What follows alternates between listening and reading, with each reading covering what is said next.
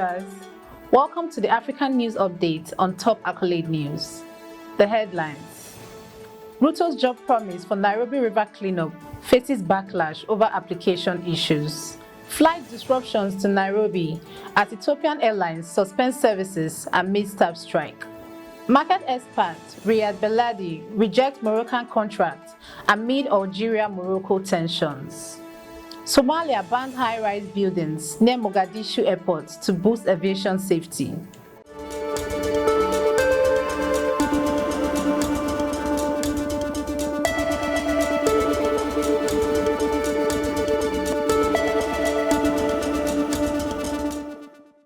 In politics, Ruto's job promise for Nairobi River cleanup faces backlash over application issues.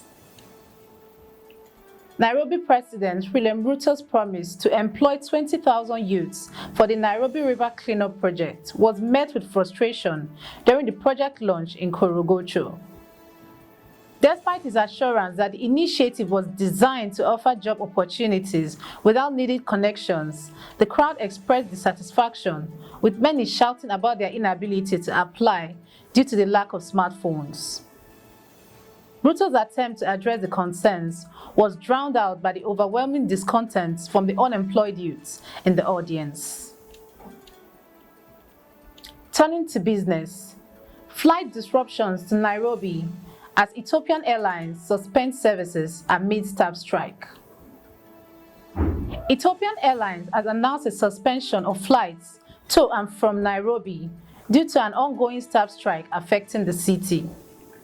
This disruption, which has impacted Rwanda Air and Uganda Airways, comes after Kenya's Airport Workers Union called the strike in response to the government's plan to lease the Jomo Kenyatta International Airports to India's Adani Group for 30 years.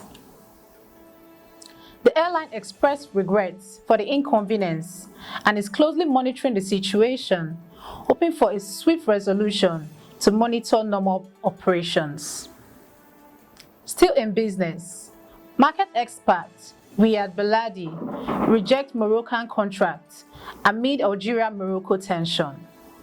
Riad Beladi, a British Algerian marketer renowned for his global promotions of food products, has turned down a contract offer from a leading Moroccan company. Although Beladi, who has previously collaborated with the California Department of Agriculture, did not detail his reasons, his decision is widely seen as influenced by the ongoing political tension between Algeria and Morocco. Beladi acknowledged the complex political landscape and emphasized that his refusal reflects broader sentiments among Algerians rather than any professional disagreements.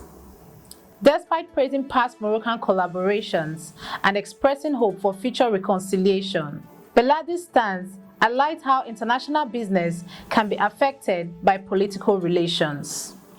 Insecurity. Somalia bans high-rise buildings near Mogadishu airport to boost aviation safety. The Banadir administration has imposed a ban on high-rise buildings near Mogadishu International Airport, effective immediately due to heightened security and aviation safety concerns. The new regulation restricts buildings to one story in the immediate vicinity of the airport and the Halani compound, and up to 3 stories in areas closer to the security checkpoints. The airport spokesperson stressed that violations will face legal consequences. This move addresses safety risk linked to the rapid urban growth around the airport, which is a critical hub for both commercial and military flights in the high-risk security zone. The ban aims to prevent potential threats and enhance overall aviation security. You are watching the African News Update on Top Accolade News. Do stay with us. Still to come.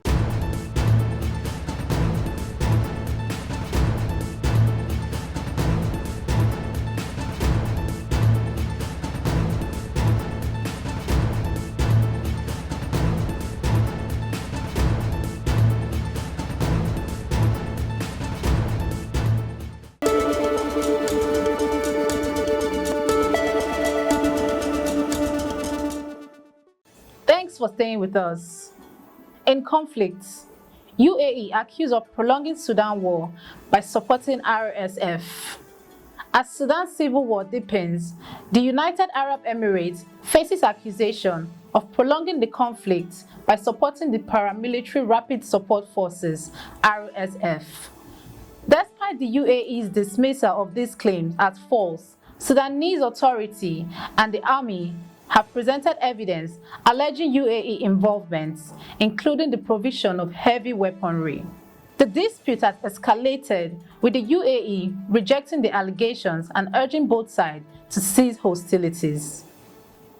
This conflict, which began in April 2023, has resulted in significant loss of life and displacement, and has become a focal point for regional power struggles, with the UAE and Saudi Arabia vying for the influence in the region. In crime, teen arrested after alleged rape of 85-year-old in Zimbabwe. In Zimbabwe, a 19-year-old was arrested by an outraged mob after allegedly raping an 85-year-old grandmother. The attack occurred in the night of September 4th, when he reportedly forced his way into the elderly woman's home, threatened her and raped her twice before fleeing. The victim managed to alert the neighbors, who tracked his footprints and apprehended him. He appeared in Plumtree Magistrates Court, where he was remanded in custody until September 16th. He has not yet entered a plea. In entertainment, Tyla's VMA speech sparks controversy over Afrobeats versus Amapiano the identity.